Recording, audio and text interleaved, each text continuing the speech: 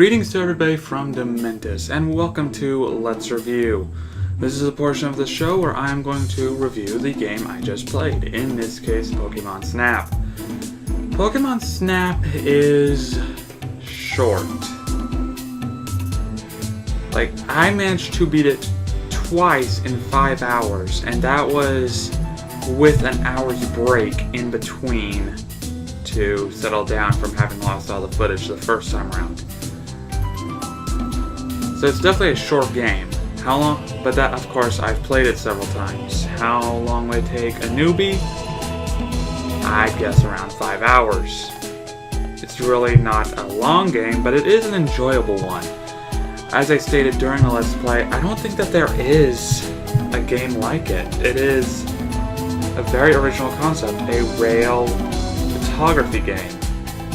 And that sounds like it would be unbelievably boring, but it's not. It's actually very fun. I actually find it more enjoyable than the Pokemon Stadium games. Or, dare I say, even Pokemon in general. I actually really do enjoy the photography sense. I do have one gripe about it, though, would be the scoring. As I made mention several times through, I don't even bother with the scoring because it is so horrifically unfair, the score system in that game. Such as, I believe Shelter, I managed to get a size of 240 and it passed. Charizard, who is big as it is, I got a size of 520 and it failed. Explain that one to me. So the scoring, in my opinion, sucks. As for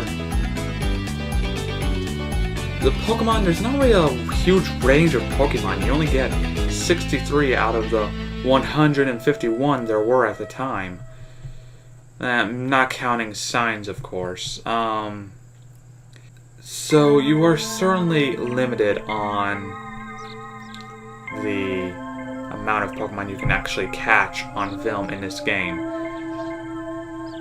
Graphics, I would actually put at the higher end of the N64 library because it looks really good. Not just the Pokemon. I mean, sure, you got Chansey, who's a giant ball anyway, but Vulpix actually looks great. Every single tail easy to identify. Magmar, even Cloyster and Slowbro's weird tail thing, whatever that is, they all look really, really good. It doesn't look like a mishmash of polygons like Smash Brothers, which literally had fighting polygons. It is... So yeah, it certainly is on the higher end of the N64 library in terms of graphics. In terms of music, because I am a huge fan of music in anything, period. I only wish today's music were actually good. But the music in it certainly has some very catchy tunes, some very peaceful tunes, very campy tunes. It's not like hardcore something that's going to get your heart pumping, get the picture, except for Rainbow Cloud, which actually does the heart pumping for you, literally. You can actually hear the heartbeat in the music.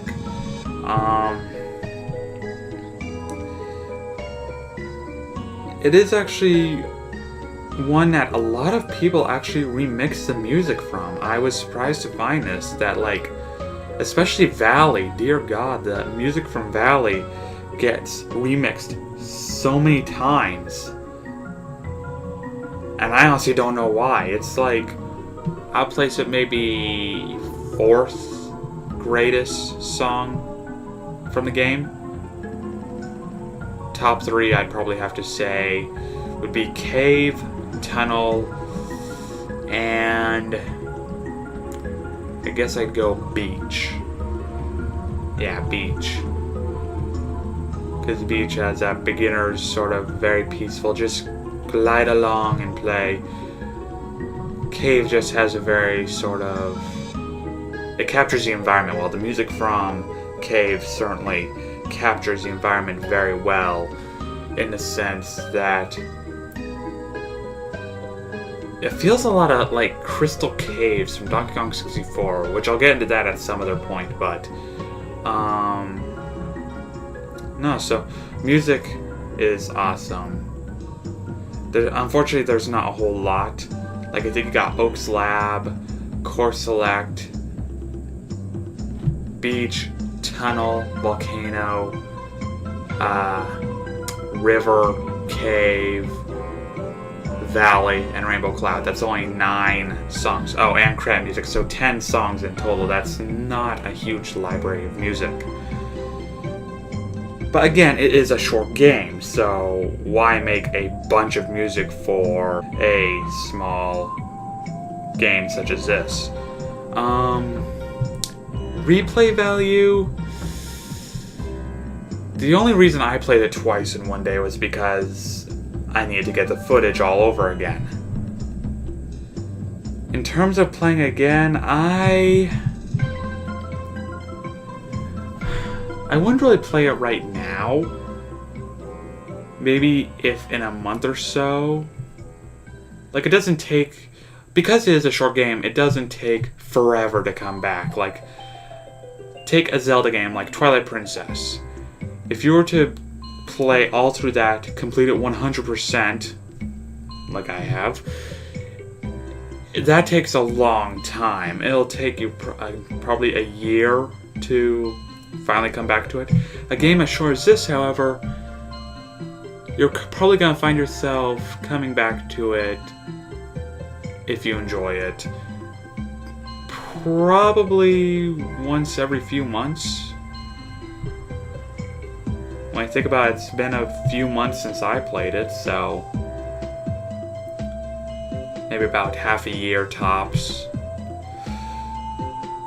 So the replay value is actually fairly decent. And trying to see how many better pictures you can get. Not to mention that high score, if you are one who actually cares about scores in video games in this day and age, when getting high score on an Atari game is long since dead, then you will want to replay this game over and over, try and get, especially with the challenge scores after you capture Mew. That is a lot to do, because those scores are just so mammoth in size. Like, I think they're 25 million, 2.5 million, something like that. I don't know, they're just unbelievably outrageous scores that if you're one who likes going for the high score in games, then have fun. Again, I don't care about scores, but if you do, go for it. I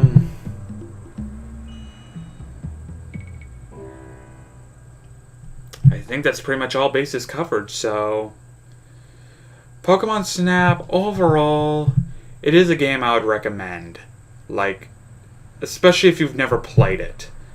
Like, if you've never played the game, then you missed out on a childhood. Again, it's a short game, but it is enjoyable. One that, if you grew up in the Nintendo 64 era, you should have played. You should have rented it from the video store and played it, because it is an enjoyable game, at least to play at least one time. You have to play it at least once, because it is, again, it's an experience. It's not one that there are many in the genre, if any, besides this. Because a rail photography game, yeah, you got rail shooters up the butt, because there are just so many shooter games out there. Rail shooters are in there amongst them. Rail photography games, however, you don't really have any besides this. It is a one-of-a-kind game. Like, it is the only kind that I've ever seen.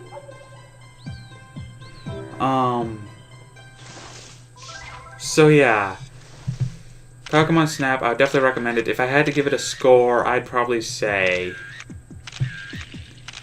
about an 8.3.